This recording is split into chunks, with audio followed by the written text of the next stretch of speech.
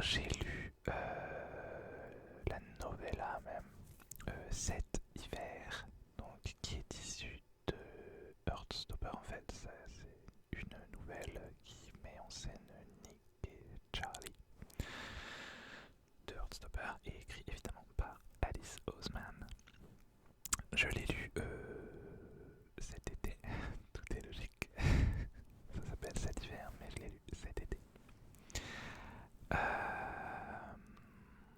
alors, en fait, si vous avez lu les BD, les comics, les webcomics, euh, eh bien une histoire qui se passe en fait entre deux chapitres. Alors je vais pas spoiler vraiment l'histoire, je vais pas vraiment dire ce qui se passe dans l'histoire parce que ça spoil si vous n'avez pas lu les BD ou vu la série. Mais bref, une histoire de Noël en fait, mais qui ne se passe pas bien en fait dans la famille de Charlie. Ça se passe pas bien et du coup il va se réfugier chez Nick. Voilà. Globalement, j'ai beaucoup aimé. J'ai trouvé ça vraiment très intéressant de faire une histoire de Noël, mais pas du tout habituelle en fait. Elle est clairement bon, triste, peut-être pas, mais ouais, c'est pas très joyeux quoi. Mais j'ai adoré ce point-là. Vraiment, j'ai beaucoup aimé cette novella. Et j'ai adoré aussi au moins un chapitre du point de vue du petit frère de Charlie. Et j'ai adoré. Il est vraiment trop cute, son petit frère. Et je sais plus, je crois qu'il dit un truc en mode ah, les adultes c'est trop compliqué. Enfin, voilà, il n'y a pas besoin de, de se prendre la tête. Voilà, bref. Donc ça c'était cool. Est-ce que j'en parle maintenant? J'ai aussi lu l'autre novella dans l'univers d'Heartstopper qui s'appelle tout simplement Nick et Charlie. Alors je l'ai lu en fin d'année celle-ci, mais bon, c'est dans le même thème donc voilà. Alors celle-ci j'ai beaucoup moins aimé. En fait on est projeté dans le futur, là c'est carrément après la BD. Nick va en fait aller à l'université à la rentrée d'après. Sauf que Charlie lui a encore une année à faire au lycée et du coup ils vont être séparés pendant un an au moins. Et du coup en fait en gros l'histoire c'est que tout le monde panique de son côté et personne ne se parle. Et du coup ça fait que des quiproquos un peu débiles je trouve. Euh, Personne ne se parle, tout le monde s'énerve sans raison et sans voilà. J'ai vraiment pas aimé l'intrigue en fait. C'est très là pour le coup c'est extrêmement cliché, extrêmement bourré de facilité scénaristique en fait. C'est vraiment pas. Enfin c'est plus agaçant qu'autre chose. Voilà. Enfin c'est tout ça pour ça. À la fin c'est un peu ça. Ouais, tout ça pour ça, vous seriez parlé tout simplement, expliqué dès le départ, puis tout serait bien passé quoi. Du coup, c'est un peu débile votre truc. Bref, voilà. Donc un peu plus déçu par cette novella-là. Ensuite, j'ai lu un. Alors, je sais pas si c'est une novella ou un roman court, en tout cas, c'est pas c'est rapide à lire. C'est B.E.V. Je crois qu'il y a un sous-titre et c'est par évidemment euh, Christy Faux. Voilà, par Christy Faux. C'est dans un monde d'urban fantasy en fait où les vampires existent et où ils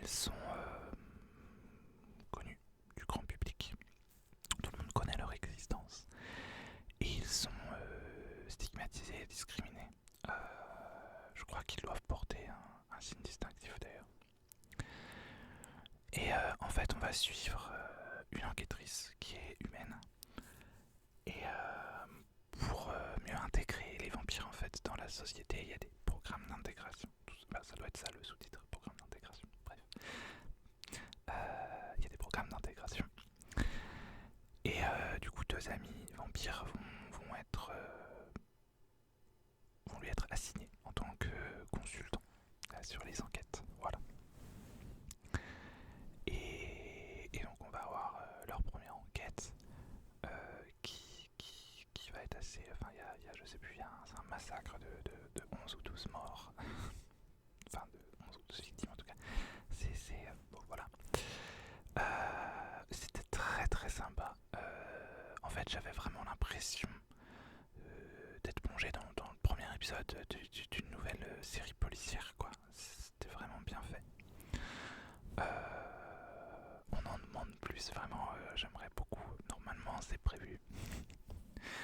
Mais j'ai hâte d'avoir d'autres épisodes, du coup, entre guillemets, ouais, d'autres tomes en tout cas. Parce que j'ai beaucoup aimé, les personnages sont très attachants. Alors, très étonnamment, je crois que c'est ça qui m'a le plus surpris, j'allais dire déçu, c'est pas vraiment déçu, mais on est beaucoup plus dans la tête de la flic et un peu moins des vampires, il me semble me souvenir. Mais c'est parce que moi je m'étais imaginé ça différemment, mais c'est pas pour ça que c'est pas bien, au contraire, hein, c'est très très cool. Et évidemment ça parle eh bien de discrimination, de sexisme peut-être pas, mais en tout cas il y a du féminisme. Oui, du coup il y a aussi du sexisme. Enfin bref, des discriminations tout genre quoi. Donc voilà, un roman à la fois fun à lire, intéressant, super sympa à suivre, avec de la diversité et des messages, donc tout ce que j'aime quoi. Alors ensuite, eh bien j'ai bêta lu les deux premiers tomes de... alors, j'ai pas le nom complet là. Alors j'ai pas le nom complet là, c'est mon amant, mon voisin, non, mon chat, mon amant, mon voisin et moi. Je crois que c'est ça. Bref, d'Aurélie Château-Martin, donc ma meilleure amie et co-autrice qui écrit plein de romans. Et j'ai la chance de la bêta lire, donc c'est-à-dire que je lis les romans avant leur parution pour bien lui donner mon avis tout simplement, pour repérer les incohérences, pour dire ce qui me plaît, ce qui me plaît pas, qu'est-ce que... Voilà, pour donner un avis quoi, avant la vraie sortie. Alors j'ai lu que les deux premiers tomes, j'ai pas lu le troisième parce que bon, j'ai eu pas mal de difficultés à lire en fait cette année encore. Même si j'ai lu quasiment 15 bouquins je crois, sans compter toutes les BD, les webtoons et tout, donc c'est cool quand même, je suis content. Mais ouais, voilà. Donc alors, l'histoire de mon voisin, je vais chercher le titre complet quand même, mon chat, mon voisin, mon amant et moi, je crois que c'est ça. Je vais aller voir ça là. Alors, c'est pas le bon. Mon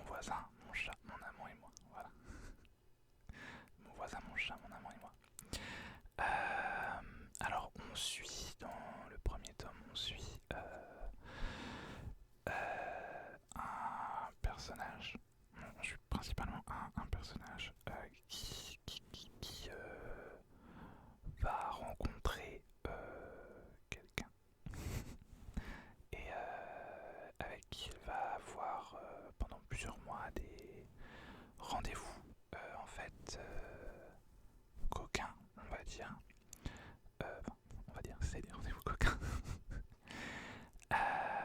Mais uniquement le vendredi soir à une heure précise et il va toujours son amant s'en aller avant le matin, etc.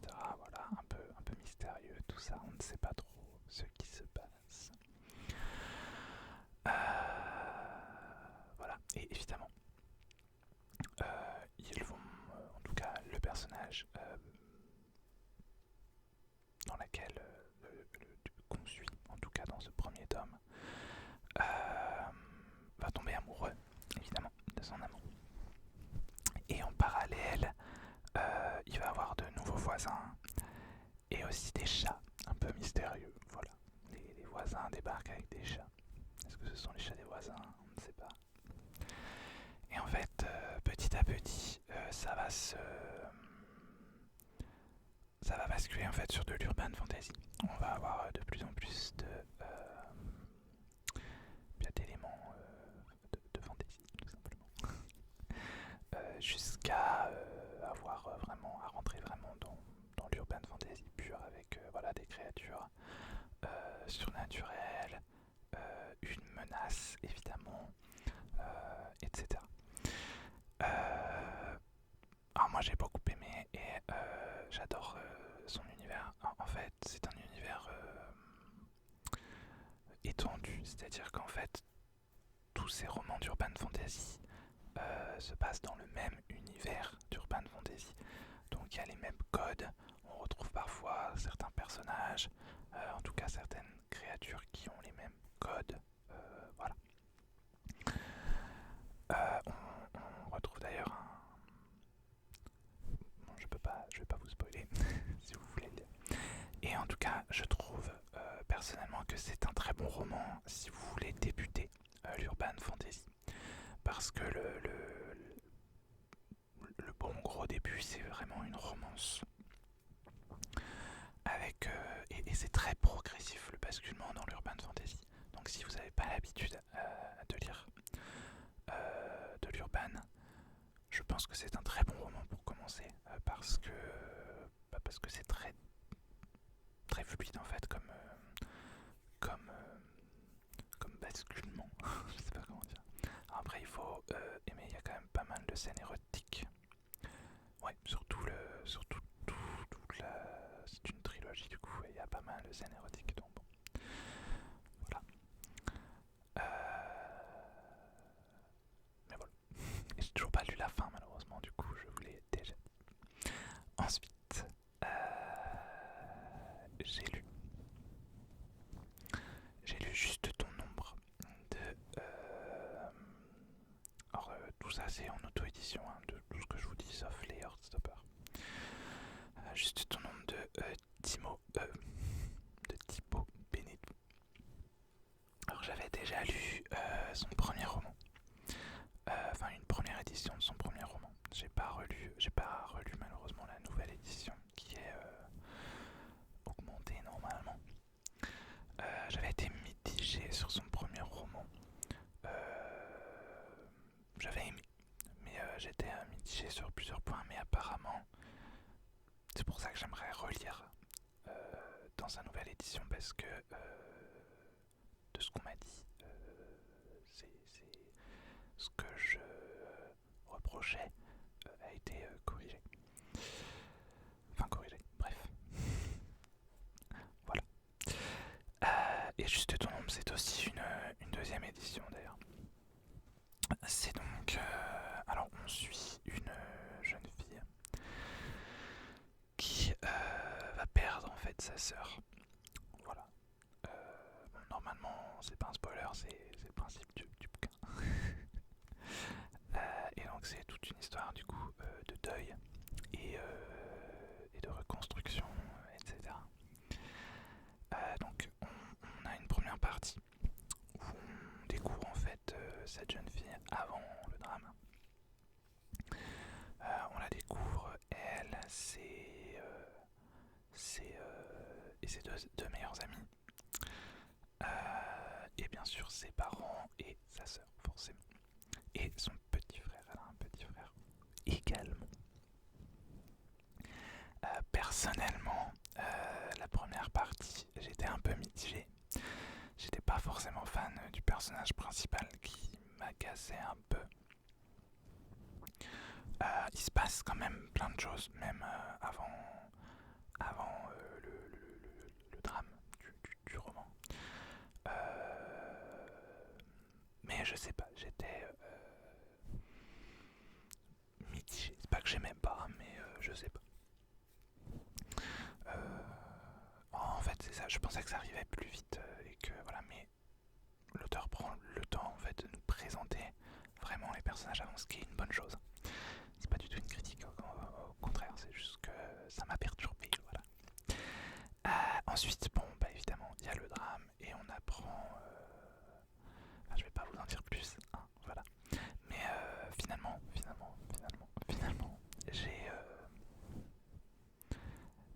j'ai adoré en fait ce roman. Il est incroyablement triste.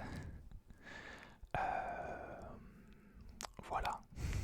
Et tout ce que je peux vous dire, c'est que l'auteur est un bon gros sadique. Voilà. Je vous en dirai pas plus, mais vous le saurez, vous serez prévenus si vous commencez ce roman. Ensuite, ah oui, bien sûr, j'ai lu. Alors, petite annonce, et toi, la nouvelle bonus en fait, ce sont deux courts romans de Noël que j'ai lus en 2021 je pense et que j'avais mais adoré, vraiment adoré. D'ailleurs si vous aimez les vibes Heartstopper, vraiment je trouve qu'on retrouve la même ambiance en fait dans ces romans là. C'est hyper feel good tout en parlant de sujets assez importants. Et voilà. Donc c'est très très sympa, j'ai vraiment adoré et c'est vraiment trop mignon. Et du coup là il y a une intégrale qui est sortie en 2022 du coup pour Noël. Et l'autrice a ajouté une nouvelle. Voilà, plusieurs années après. Et elle m'a d'ailleurs offert cette nouvelle puisque j'avais déjà lu et chroniqué quand j'étais chroniqueur en fait les romans. Donc elle me l'a donné en service presque quoi. Enfin sa maison d'édition du coup, mais bref. Et j'ai adoré cette nouvelle. Alors j'aurais voulu tout relire mais comme je l'ai dit j'ai beaucoup trop de mal à lire en ce moment. Et puis je voulais vraiment faire une chronique du coup pour cette nouvelle. D'ailleurs j'ai refait en fait j'ai republié en fait mes chroniques pour les 2 premiers tomes sur mon Instagram, petite pub, et une chronique de cette nouvelle, voilà. Et oui voilà, j'ai adoré, on retrouve les mêmes personnages qui à la fois en fait sont toujours les mêmes, mais en même temps ils ont vachement évolué, ils sont toujours aussi cute, ça parle toujours de super sujets graves et importants, tout en restant mais hyper feel good. Vraiment, c'est une pépite ce roman. Je relirai en fait, je pense l'intégrale pour Noël 2023. Voilà. Ensuite, j'ai lu Le Diable de Noël. Ouais. Il n'y a pas qu'en film de Noël, j'ai aussi lu des trucs de Noël. Bon, un truc, sauf si on compte cet hiver, mais je l'ai lu en été. Alors, Le Diable de Noël, sauf que c'est une nouvelle de Noël, oui, mais alors vraiment pas ce à quoi vous pouvez vous attendre. Déjà, ça commence par un massacre. Super. Et c'est dans un monde. J'imaginais que c'était dans un monde fantasy, mais ça pourrait très bien se passer dans le passé, il y a très longtemps. Je ne sais pas. Et du coup, pareil, là, bon, je peux pas trop vous en dire. En fait, c'est il y aurait en fait le Krampus, tout simplement, qui vient tous les ans eh bien, prendre la vie d'un homme violent avec sa femme ou ses enfants. Et on va suivre justement une de ces femmes victimes de ce genre d'ordure. Voilà. Et j'ai tout simplement adoré tout en fait de A à Z. C'est génial, ça part d'un sujet très grave, mais ça le fait très bien. Et voilà, non, franchement, lisez ce roman, c'est super. Et enfin, en roman, est-ce que je vous en parle là ou pas? Moi, je vous parlerai du tome 2 du coup, dans une prochaine update lecture. Mais j'ai lu le premier tome de Calandre, qui est encore un roman d'Aurélie Château-Martin que j'ai encore lu en bêta lecture, puisqu'il n'est même pas sorti en fait quand je tourne la vidéo. Alors j'ai fini le tome 1 en janvier 2023, mais bon, je l'ai commencé en décembre 2022, donc ça compte. Là c'est toujours dans le même univers d'Urban Fantasy en fait. D'ailleurs on va retrouver des personnages en fait de mon voisin, mon chat, mon amant et moi. Ouais, sur la fin du tome 1. Et j'ai beaucoup aimé. Alors c'est assez dur à lire par moment parce qu'en fait on suit Edem qui est donc un calandre et qui en fait on va le suivre de sa naissance jusqu'à ses 18 ans je crois à la fin du tome 1. Sauf que le pauvre n'a pas connu une enfance et une adolescence très joyeuse, loin de là. Ça parle d'abus en tout genre, d'harcèlement, beaucoup de harcèlement. Voilà, c'est très dur à lire. Enfin, c'est très dur. Oui, si, c'est dur à lire. Après, c'est pas non plus. Comment dire? C'est pas non plus du voyeurisme ou un truc malsain. C'est fait plus pour dénoncer qu'autre chose. Mais voilà, ça reste pas joyeux à lire quand même. Enfin, à moins que vous trouviez ça joyeux les histoires de harcèlement. Mais bon. Voilà. Et donc ça c'est dans les deux premières parties. Et la troisième partie ça commence un peu à s'arranger quand même. Et voilà. Et donc les calandres ce sont des créatures en fait mi-homme, mi-corbeau. Et qui ont le pouvoir de soigner. Mais qui sont malheureusement mal vus un peu partout. Par les gens. Car ils sont souvent justement sur des lieux de bataille, etc. pour soigner les gens, mais ils sont vus comme des oiseaux de mauvais augure, quoi. Et du coup, ouais, c'est vraiment, ça part de discrimination en fait, dans le sens large du terme, pour dénoncer surtout les discriminations. Voilà. Ensuite, on va parler de BD, allez, de comics et de BD, il n'y a pas grand chose. J'ai lu Elio. C'est une BD alors avec une sirène mâle. Et je crois que d'ailleurs il n'y a pas d'autres sirènes mâles dans l'histoire. C'est le dernier.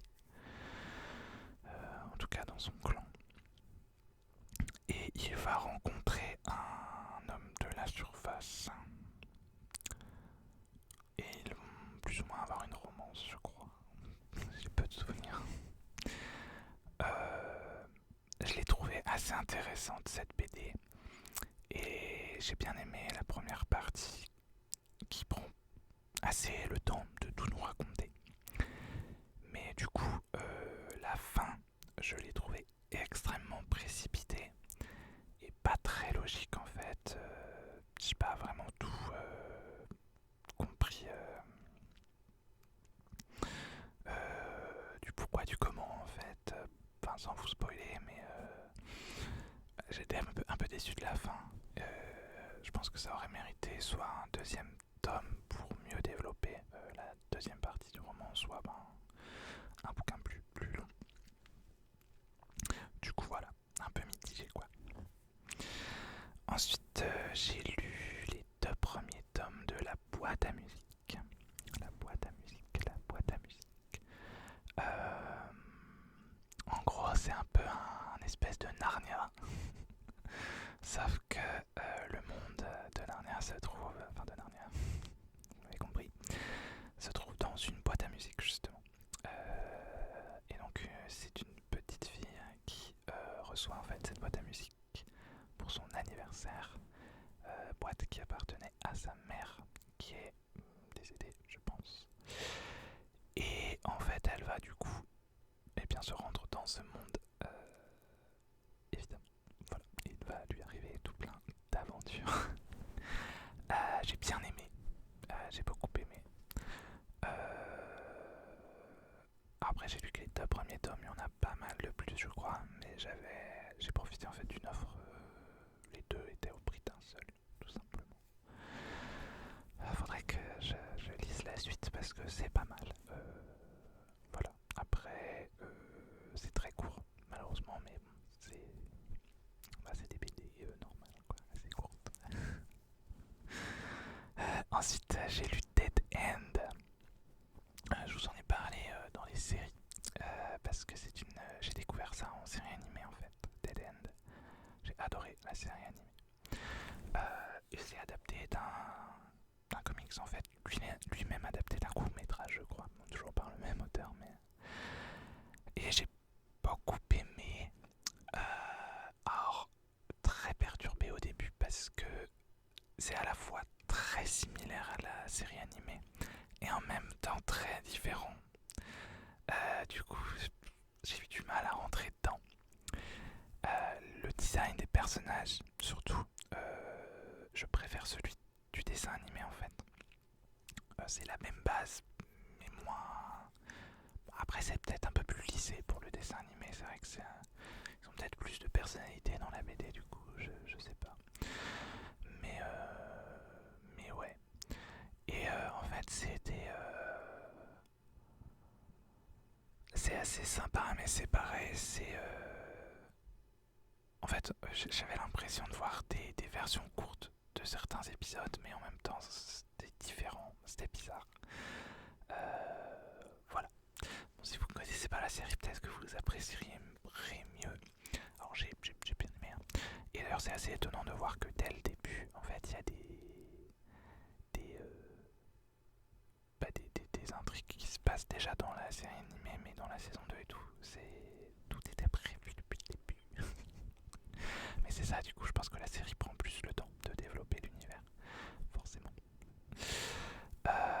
Et donc, c'est quoi? C'est un ado. Alors, pareil, je crois pas qu'il soit ado dans le bouquin. Il est peut-être bien majeur dans le bouquin. Ils sont tous les deux majeurs dans le bouquin, alors qu'ils sont ados dans la série.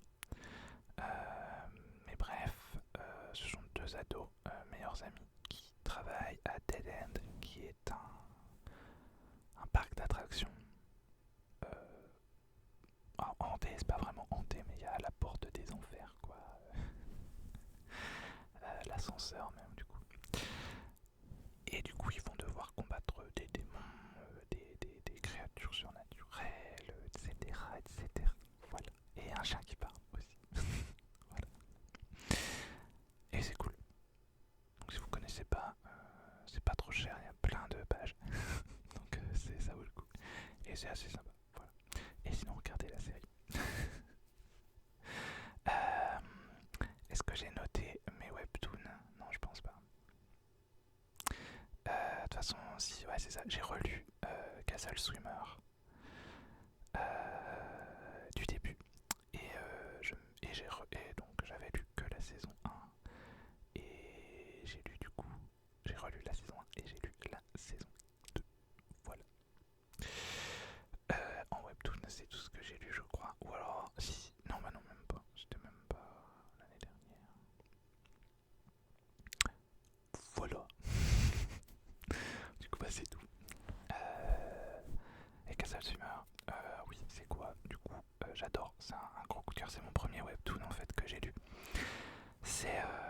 Ça parle du Picon. Je ne sais pas comment il est appelé en français. Ça existe en français, mais moi je l'ai lu en anglais. Le Picon, ouais. Je sais pas comment ça se traduit. Mais c'est un. En fait, c'est une. Alors, ça se passe dans l'eau. Et ce sont plein d'hybrides en fait humains et poissons. Donc, par exemple, on a Siren, qui n'est pas une sirène, c'est un requin. Donc, mi-requin. Et donc, le Picon qui lui ressemble assez à une sirène pour le coup. Et son boulot, en fait, c'est d'exaucer les prophéties du monde des mers. Et voilà. Et donc il va se retrouver chez les requins. Sauf que forcément ça va pas bien se passer parce que la prophétie elle dit qu'il faut le tuer. Sauf que le prince qui doit le tuer va tomber amoureux, évidemment. Ce serait pas drôle sinon. Et voilà, du coup, je ne peux pas vous en dire plus, hein, évidemment. Mais c'est génial, génial, génial. J'avais tout lu, la saison 1, je l'avais lu en d'une traite en fait, dans la nuit. C'est très rare que ça me fasse ça, mais là je pouvais pas m'arrêter.